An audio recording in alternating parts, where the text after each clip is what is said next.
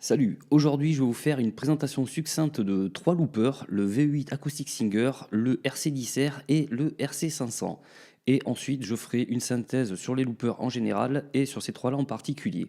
Alors ce sont trois loopers Boss, j'ai aucune affinité particulière avec Boss, mais il faut reconnaître qu'ils survolent assez largement le marché du looper et ils n'ont plus de preuves à faire en termes de qualité de son ou de robustesse.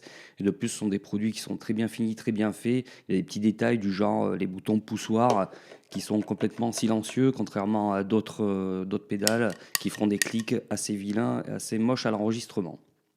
Allez, on commence avec le V8 Acoustic Singer qui s'adresse, comme son nom l'indique, aux guitaristes acoustiques chanteurs.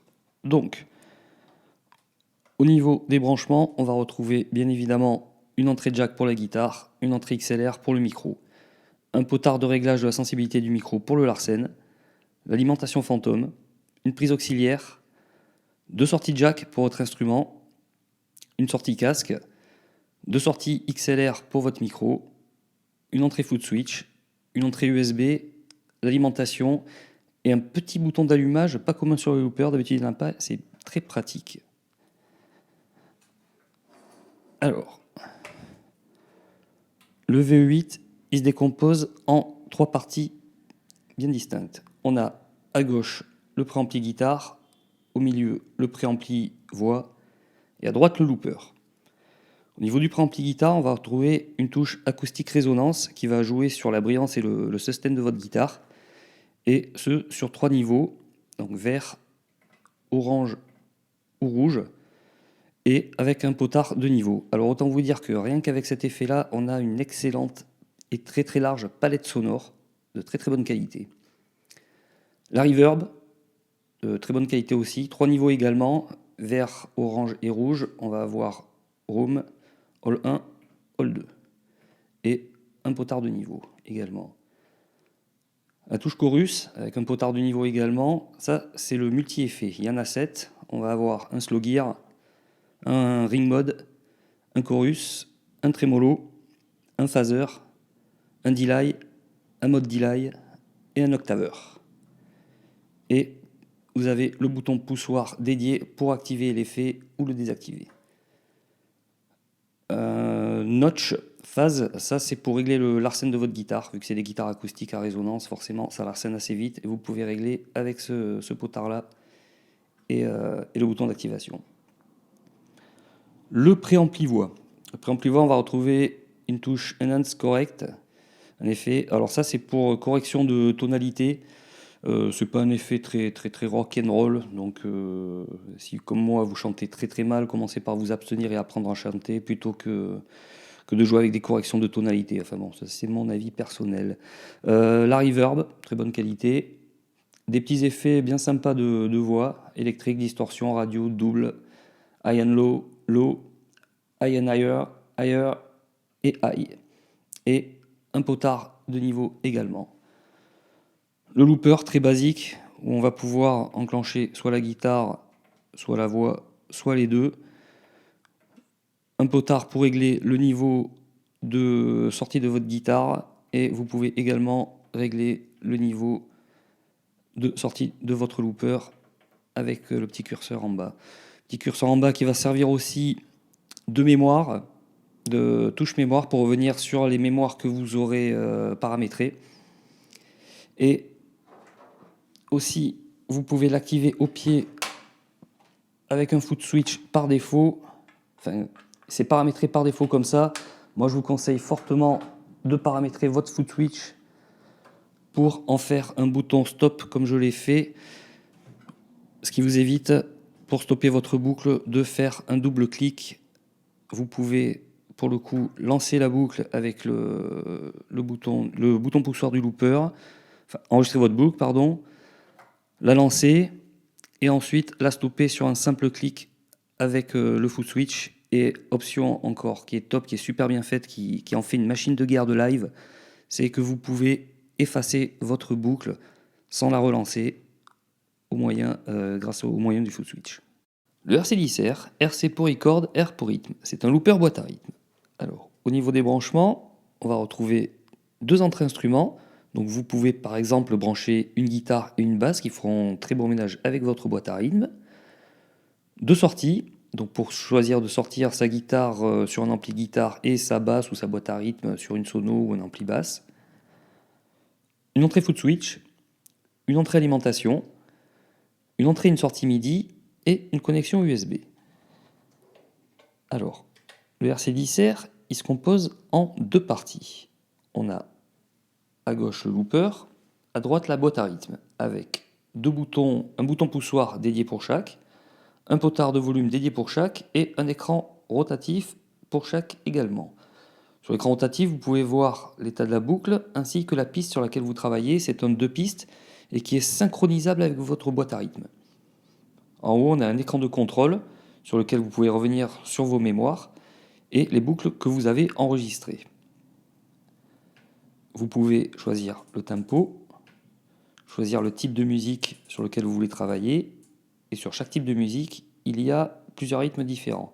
En tout, il y a pas loin de 300 rythmes, donc il y a une très très bonne palette de rythmes sur lequel travailler. Un bouton menu pour entrer dans les paramètres, avec un bouton de sortie, et qui vous permet également d'enregistrer vos paramètres. Vous pouvez également brancher un foot switch, comme sur le V8, puisqu'il y a une prise foot switch, et tout comme le V8, je vous conseille fortement de paramétrer votre bouton poussoir afin d'avoir un bouton stop pour votre looper, et de rajouter un bouton stop, ce qui va vous permettre de ne pas double-cliquer, donc de jouer des claquettes sur votre looper en live, et ainsi que d'effacer votre boucle sans relancer la boucle. Le RC500, dernier né de chez Boss. Alors là, on remarque tout de suite des similitudes avec son petit cousin qu'on a vu juste avant, le RC10R. On est dans le même état d'esprit niveau design. Alors, le RC500, il est super complet comme looper. Déjà en branchement, on va retrouver une entrée micro, pas commun pour un looper, hein. Et deux entrées instruments. Ça veut dire que vous pouvez brancher une guitare, une basse et un micro-chant. En plus de la petite boîte à rythme intégrée également à ce looper. De sortie comme d'habitude, une entrée, une sortie MIDI, une connexion USB, une entrée foot switch et l'alimentation. Alors celui-ci, pour l'allumer, il faut se brancher forcément en sortie. Et là, on remarque tout de suite les trois boutons poussoirs, dont deux dédiés au looper, avec enfin ce bouton stop sur le looper dédié. Le troisième bouton poussoir dédié à la sélection de la piste, c'est un deux pistes comme le RC10R, à différence que celui-ci n'est pas synchronisable. Une LED pour voir sur quelle piste on travaille. Deux réglages de volume pour chaque piste. La boîte à rythme intégrée. Alors pour le coup, vu qu'on a un bouton stop intégré à la boîte à intégrer au looper, je propose de paramétrer le foot switch pour lancer la boîte à rythme. Comme ça, vous avez tout sous les pieds. Deux boutons memory et menu, alors ça c'est pour entrer dans tous les paramètres, et là Dieu sait qu'il y en a, de l'alimentation fantôme au choix des boutons poussoirs dédiés, tout est possible, tout est imaginable.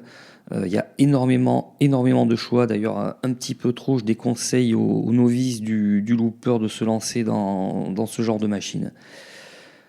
Deux boutons exit enter qui font partie du paramétrage.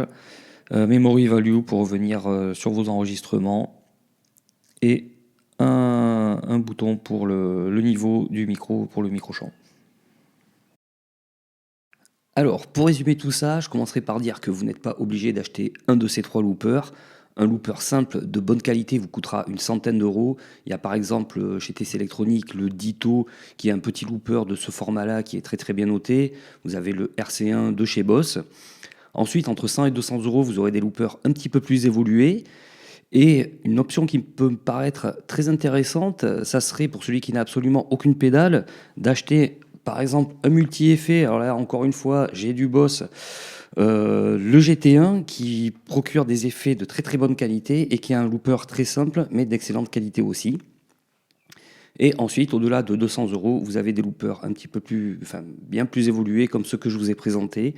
Alors, au niveau des fonctions, le V8 Acoustic Singer, il s'adresse plus évidemment aux joueurs acoustiques, et principalement, c'est une machine qui est faite pour le live, pour une utilisation live. Vous aurez bien entendu compris que l'utilisation d'un foot switch, quel que soit le looper, est quasi indispensable.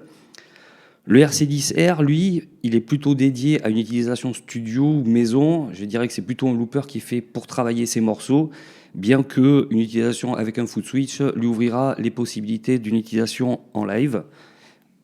Et pour le RC500, eh ben là, on est sur une machine qui est polyvalente, tout simplement. Vous n'aurez pas autant de choix de rythme qu'il y a sur le RC10R pour travailler à la maison. Vous n'avez pas de multi-effet comme sur le V8 Acoustic Singer pour vous représenter en live. Mais c'est une bonne machine à tout faire.